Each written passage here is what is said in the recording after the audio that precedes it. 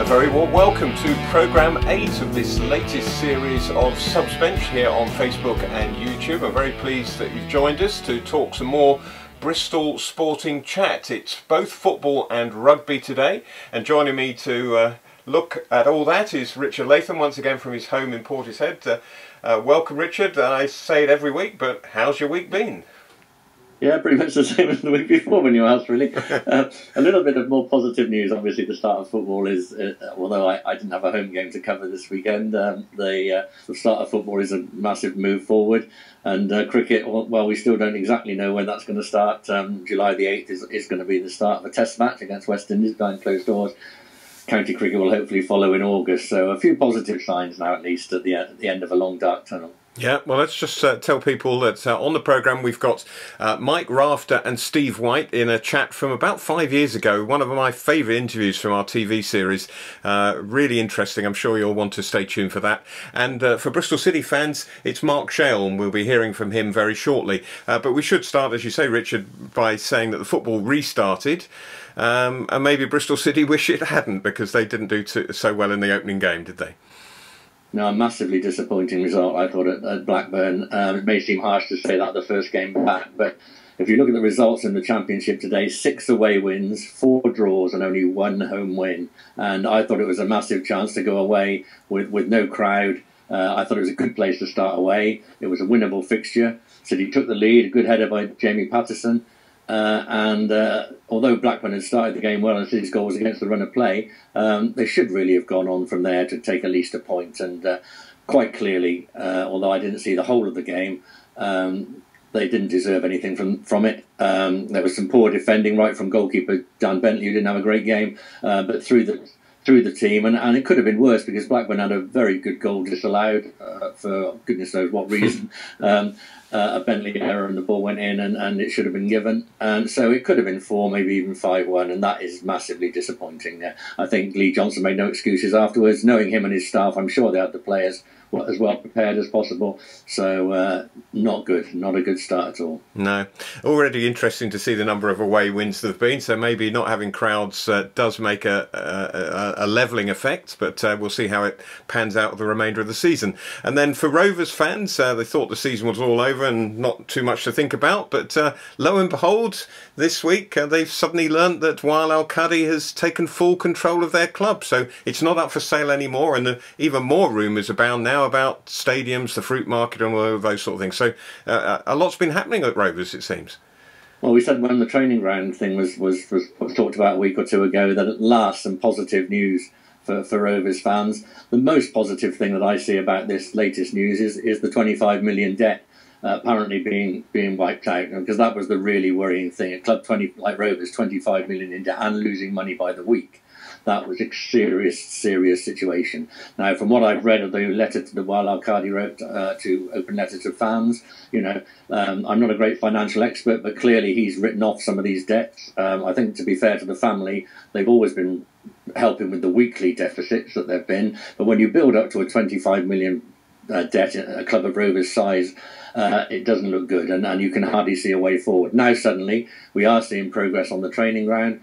If they do get back to a level playing field financially, I'm sure, at least I hope, the club will be run a lot more efficiently than it has been, because there's been obviously faults there. I mean, to build up a debt of that size, you don't have to be a genius to say that's not right. And so that's been poor running of the club. Again, I looked at Wael Al-Qadi's letter, and it said that they were going to look to improve in everything, and one of those things has got to be the finances. Obviously, that they've now got to run the club efficiently and self-sustainingly.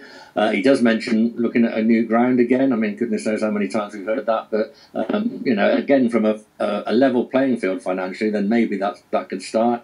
But as we said a couple of weeks ago, Rovers fans haven't had any good news for a long time, I don't think. And I'm still waiting for this family of the Al-Qadis to really produce what we thought they might when they first took over. And things went well to start with. But we thought we were talking about major signings, that sort of thing. Never happened.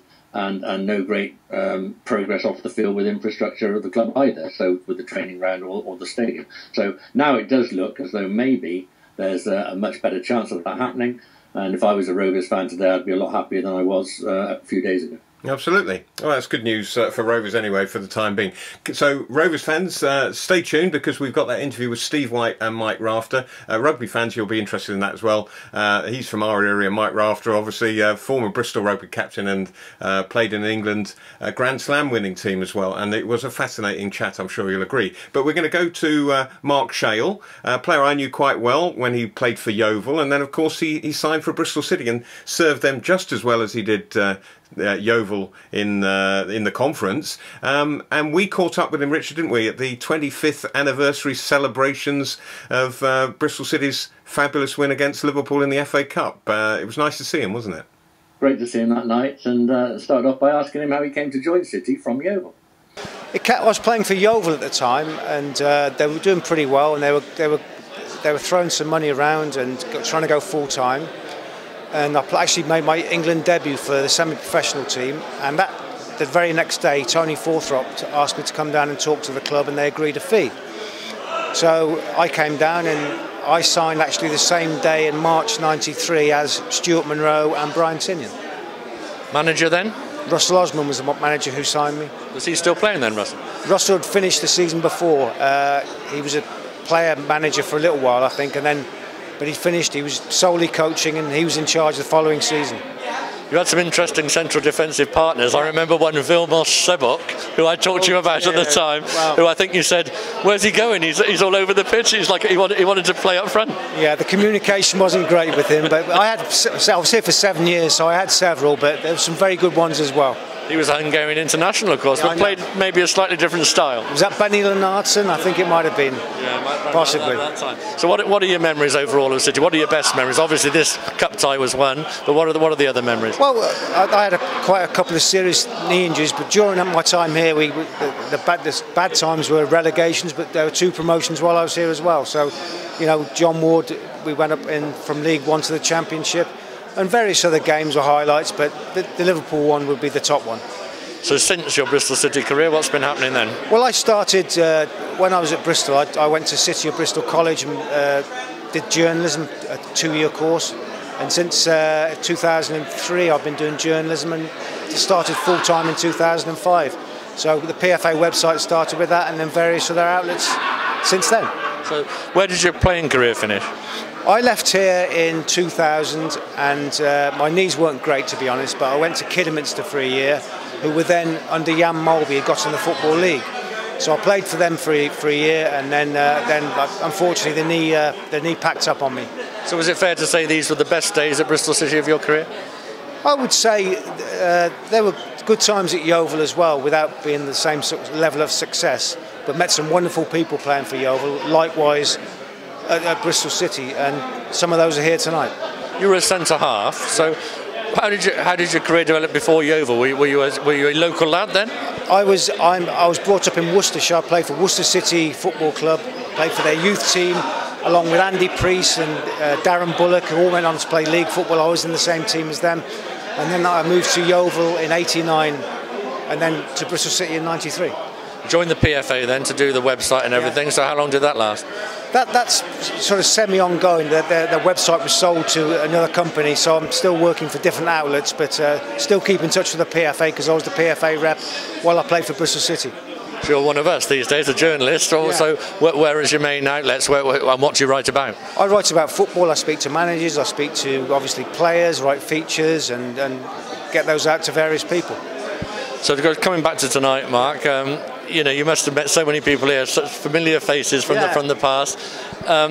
What have they been talking to you about? What do they like to remember? As I just said to you, the thing that's the most familiar theme is the fact that they were there that night and they just got the detail of exactly what they did and where they went and what their thoughts were and what their memories were.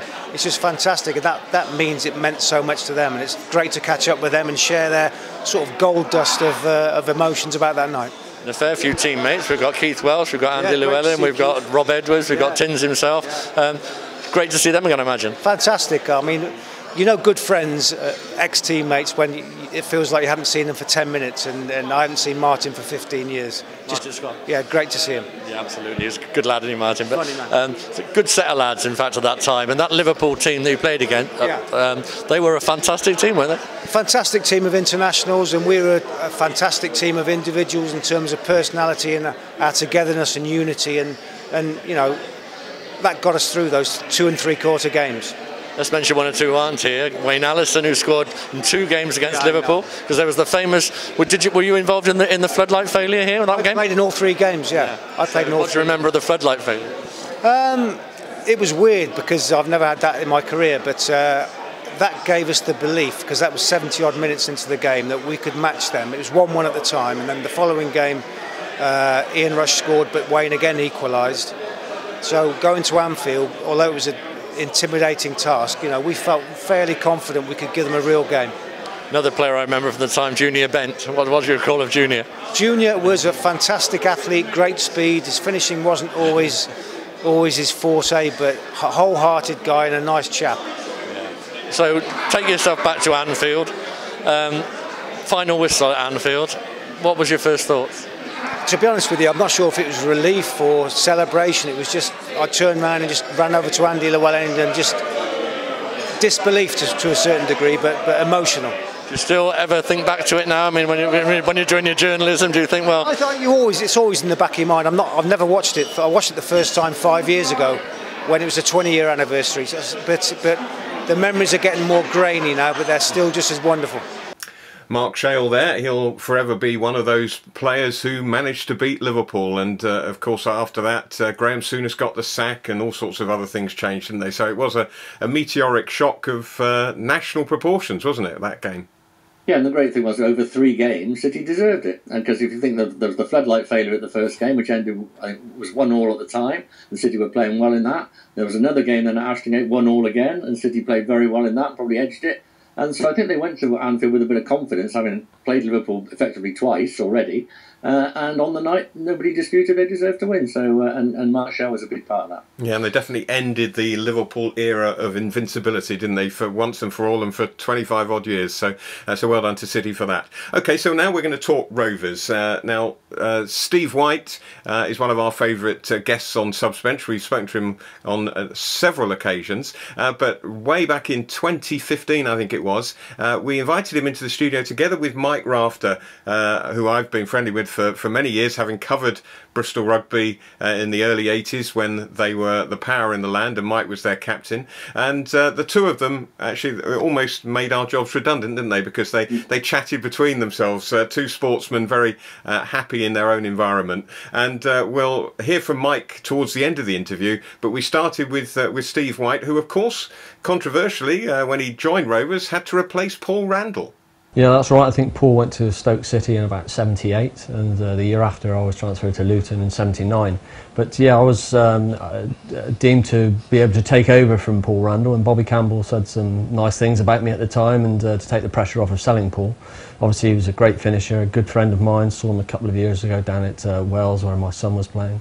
And yeah, he was a very good player at that time, and like a lot of Rovers forwards, get sold on for money in order to keep the club going, to be honest with you. Tough act to follow though. Did you find the fans maybe took a little time to take to you as replacement from somebody they idolised? In my first spell at Rovers, my first 2.5 year spell, no, they were great to me, but when I came back the second time after I'd gone to Luton, it was a difficult period, to be honest with you. I can remember one time being substituted and actually throwing my shirt at the manager, David Williams. Surely not. What? No, absolutely. You don't believe that from me, Nigel. And looking back in hindsight, that was probably one of the daftest things I've ever done in football.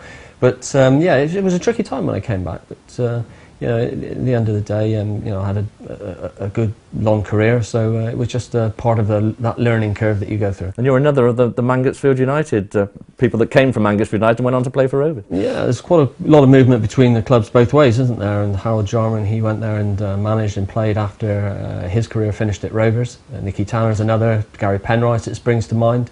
And there's quite a good connection between them at the time. I remember Rovers, I think they had to pay £1,000 for my signature at the time when I went there, but Were you worth it? I don't think so. But I remember Dougie Hillard saying it took them a whole year to get round to paying that one, and Gordon Bennett had lost a cheque or something and not posted it onto them. Well, as Jeff Dumford revealed, actually, one of our early programmes, a lot of the cheques were all in the attic at Hambrook, where Gordon Bennett had shoved them. Do you know what? I've heard that story many times, Nigel. But Gordon did a fantastic job for that football club. But Rovers were broke, weren't they, at that time? Yeah, absolutely. Stony broke. And recruiting players from non-league, I mean, just the looks of those three, for instance. I think Gary Megson actually played for Mangotsfield United as well. I've got a picture of him at home at one stage. But Penrice and Nicky Tanner and myself. And so it was, the players are there, and they all had good football careers and played at a good level.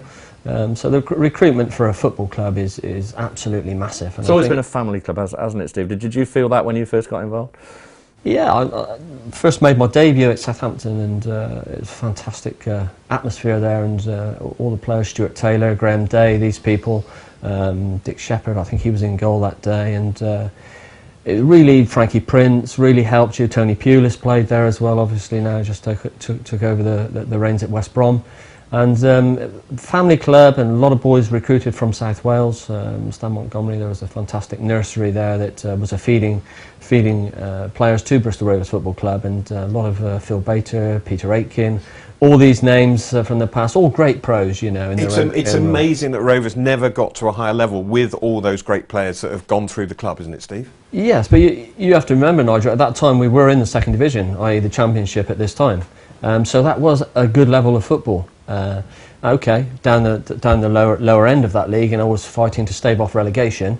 You'd like to think. I think recruitment over recent years, I think has not been good enough, and I think they've. I don't mind saying, I think they've paid too many high wages to players that really haven't deserved that sort of money, really. And I think if they can get back to scouting and recruiting from the locality within 50-mile radius of Bristol, it's one of the largest cities in the country. All the players are there. You're talking the story of both Bristol clubs, isn't it, really? Because if you think, I'm just thinking the start of your career when you were with Rovers, Bristol City were in the first division, for goodness sake, yeah, outside the Premier League, and they'd recruited largely from Scotland and through their own youth setup, and that lesson just wasn't learnt, was it, by either Bristol club? No, and they missed out on a great player. Because Mike, you had a trial for City, didn't you? I certainly did, and I actually went on to the field at Eastville for Paul Randall on one occasion. I don't know if you remember, Nigel, but when we were working at Radio Bristol, you sent me down there for a Red Cross charity match. Good decision. Great decision. And Harold Jarman, I think, was the coach then. And I had an interview with him before the game started. He invited me down to the dressing room at half-time. And he then threw me a shirt and said, get changed. You're on later on in the second half, which was fantastic. Against Notts Forest, I think it was. And did you replace him more adequately than Steve? Oh, no. Steve was in the wings. I think he was coming on to be the proper replacement. And we won't finish this chat without your other name-dropping moment, Mike, with playing with George Best. You told us you got 2 goals in a game when he got 2 goals. Absolutely, it was fantastic. I don't know if you remember, in those days, obviously rugby was amateur, and I'd play a game on a Saturday for Bristol, wherever it was in the country. And I was great friends with Chris Garland, who we had trials at Bristol City together. But I went to St Brendan's College, which was a rugby-oriented school, and I played rugby, obviously, so I didn't sort of progress that, but always enjoyed a game of football. And Chris Garland would always give me a call and say, look, Mike, there's a charity match on Sunday, can you make it? And I said, well, after my game of rugby on Saturday, if I'm still in one piece, I'll love to. And this one occasion, he rang me up and said, we've got a game with George Best on Sunday at Barnstable. And I went, ha, ha, ha. I thought this was a bit of a joke, a bit of a wind-up. But lo and behold, it was. It was a George Best 11 against Barnstable. And we won 4-1. I scored 2. George scored 2. And but the highlight of the day, really, or the event, was we stayed at the bar was good, but we stayed at the Salt and Sands Hotel. And had dinner that evening, and I sat next to Mary Stavin, who was George Best's girlfriend at the time. She was then Miss World, wasn't she? Yes, she was actually. Yes. Not bad story that, Mike. You can't match that, Steve, but you can say you played in a memorable game, didn't you, for Swindon Town when you moved on to Swindon Town against Leicester City, which must have been one of the days of your career. Didn't you come on as sub or something and win a penalty in that kind of 4-3 playoff match? Yeah, you're just tweaking my memory there, but that's a game I always asked about. I was towards the end of my career then, 35 years of age, and to get to Wembley the second time and also win for the second time. We were there in 90 under Ozzy Ardiles. Hoddle took us there this time. And we were 3-0 up against Leicester. And myself and Mickey Hazard were the two subs. And they got back to 3-3. And John Gorman, who was assistant manager at the time, Glenn obviously played in that sweeper role. He sort of made the decisions with a bit of eye contact with Glenn Hoddle, I suppose, and what they discussed before the game. And I came on as sub for about 20 minutes. And Hoddle put the ball through. It was about a 60-yard pass, and he's a great exponent of the long ball and the short ball game. And I got onto the ball, and everybody always says that it was a dive, etc., etc. But Paul, the Leicester keeper, earlier in the game, Sean Taylor had, this is my take on it anyway, Sean Taylor had gone in for a header and scored a goal. And Paul, there's a great picture of Paul doing that. And my momentum took me through. I didn't take penalties. So I ask you the question, would I have wanted the glory for myself, being a centre forward who likes scoring goals, to go around the keeper and slot it in? Because it would have been fairly straightforward. But as he came out, he just caught me, and my momentum spun me round, and I was over. And Ellery, the referee, he had sent me off 2 months beforehand in a game against Brentford. Keith Millen I had an altercation with Keith Millen. It was accidental. And one of the reasons why I didn't start at Wembley. And he gave the penalty. So, it's the rest was history, and Bowden dispatched it. Mike, meanwhile, on to rugby, and of course you played 17 times for England as a flanker. You played for Bristol, more or less a one-club man, because that's what it happened in those days. Absolutely. Rugby is a totally different game now, though, isn't it, Mike? Yes, but I think, when the professionalism came into the game, I mean, the first sort of signs of that, of course, were the leagues. And once you really started the road along leagues, and then games were not only friendlies. So we were discussing earlier on that every game that Bristol played in my early days was a friendly, whether it was Llanelli at Stradey Park, or Cardiff at Cardiff Arms Park, or Leicester at Bristol. They were all amateur games. You started the game on a Saturday afternoon, you finished it, had a few beers, and went to work on Monday. But now it's a business. Obviously it's moved into the professional era, and it's a career for players now. And I suppose really that's the instigation really of the more professional approach that everybody has. And of course, winning is everything now. So I'm finding very much now that watching matches that it's getting very formulaic. In as much as teams are loath to take too many risks. They've got set game plans, and they still offer interesting sort of contests, but it is a different game. They're bigger, faster, stronger. It's their livelihood. I remember when I first joined the Evening Post, which was in 1979. Chris Ducker, who covered Bristol Rugby at the time, told me there would never be league rugby, that there would probably never be paid rugby, that we should never mark referees out of 10, that it's wrong, that there was this sort of a little bit of elitist view about rugby. The talk was, though, Mike, there was a bit of boot money going the rounds, particularly in Wales at the time. Do you remember that? Well, I read about it,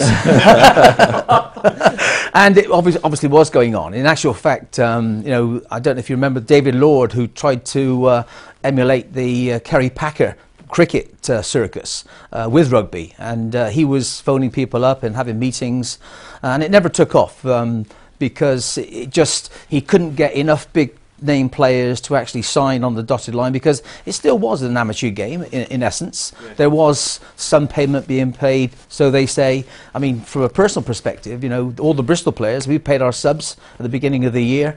You paid to play? We paid to play, yes, but we drank quite a few pints of beer after the games on the club. Cost you a lot, yeah? Mike, your big game, the game I remember you for, and because I was there again, a bit like Steve's Wembley final, I was at Twickenham in 1983 when Bristol won the John Player Cup, as it was called then. That was the big competition, because there were no leagues at that stage.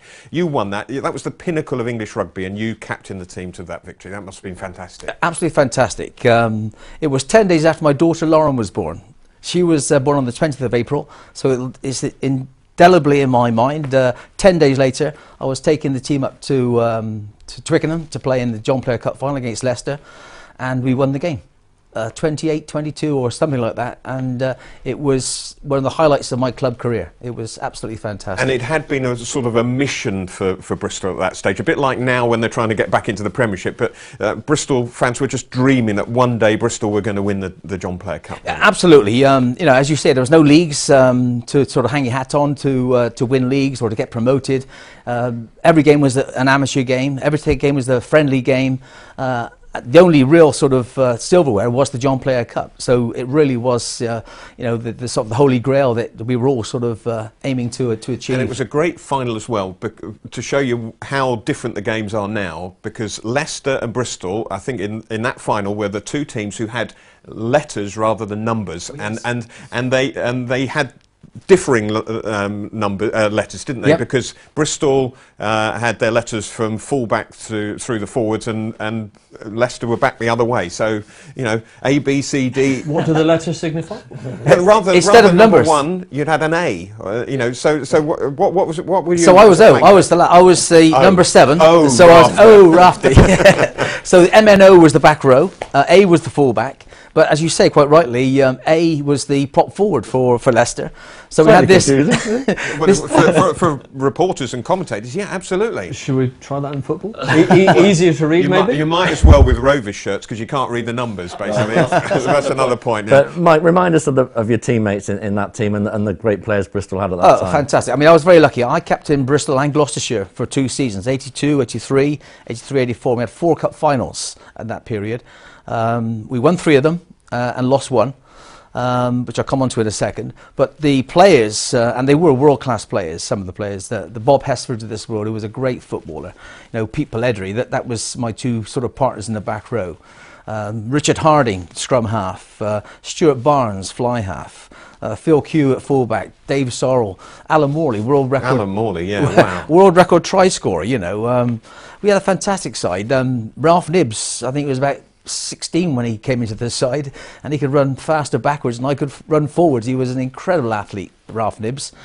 Simon Hogg, another great player, and you went right the way through the side. Austin Shepherd at the front row, of course, and Kevin Begira, John Doubleday. I mean, mentioning Austin, I mean, you all had jobs outside the game. What, wasn't he an undertaker? He was an undertaker, yes. Dig 'em deep, Austin, yes. That was his nickname. And of course, Nigel Pomfrey, Alf Troughton, you know, some great It was just great a players. Wonderful team, Mike. It really was a wonderful team. Imagine if you could transport that team now to the present day and make you all professionals, you'd all be multi-millionaires, wouldn't you? You would have done. You were the big team. Yes, we were. And the great pleasing thing for me was that it wasn't just the English teams we were beating. We were beating Llanellis and Cardiffs and Pontypools and Newports, which really was our big test, being in the West Country as we were. We went across the bridge every other Wednesday night, I think, and it was normally raining, up into the valleys, and you know, over the years we've taken a few hidings, but this particular era we were holding our own, if not doing even better than that. Of course, Wales were dominant a lot of the time internationally, weren't they, in the 70s? But you played in England Grand Slam winning side, am I right to say? That's right, in 1980. That was tell us about that team. Bill Beaumont. Well, that was a fantastic achievement for all of us, you know, and Bill Beaumont was the captain. Peter Wheeler was hooking. People like Steve Smith and Fran Cotton, they were all around it at that period. Roger Utley. Peter Squires on the wing, Mike Slemon, Dusty Hare, of course, who was the great goal kicker from Leicester. Yes, some great players. Mike Rafter there with some great memories of Bristol and England rugby, and some great players as well in both the Bristol and England teams there. And, well, it was, as we said in the interview, it was a totally different era, different game almost. Well, when I first joined the Bristol Evening Post, you know, rugby was so big. I mean, it's still big in Bristol now, of course, and we've got a very good team again. But in the intervening years, it went through a bit of a lower spell. But when Bristol and Bath were such forces, and I remember going as a reporter on football to the annual Bristol Cardiff match, because there was no leagues back then and everything. But that was a massive occasion, Bristol v Cardiff, you know, at the Memorial Ground, and wonderful nights out. And I always remember thinking how amazing the kicking was when you watch football a lot. You know, the distance they get on kicks, even back then in rugby, and the spin they could put on the ball. You know, I really loved watching it. And you and I watched a fair bit of rugby, didn't we? When we were doing the Subs Bench TV programme, went to Ashton Gate a number of times, and I thoroughly enjoyed it. And if it wasn't for covering football, I'd love to see more rugby. Yeah, well, maybe we'll get the chance to do that in future seasons anyway. So that's just about it from this week's programme. But of course, now that football is back, it's going to have a little bit of effect on Subs Bench. So Bristol City play next Sunday, don't they? So instead of launching Subs Bench programme number 7 next Sunday night, we're going to put it back 24 hours to Monday to give us a chance to reflect on Bristol City's Sunday game against Sheffield Wednesday. Your immediate thoughts on how that might go, or what City need to do? Well, noon kick-off for one thing at Ashton Gate. Not that will affect the crowd, because there aren't going to be any crowd there. But a noon kick-off is different for the players of both teams. I don't know what Sheffield Wednesday will do about travelling. But it's a game City have got to win. If anyone's going to have any faith in a promotion race that's now so close, I think I looked today and there's now about 7 clubs separated by about 2 points from 6th place downwards. And it's the 6th place that everyone's going for, really. So there's at least 6 or 7 clubs involved in that.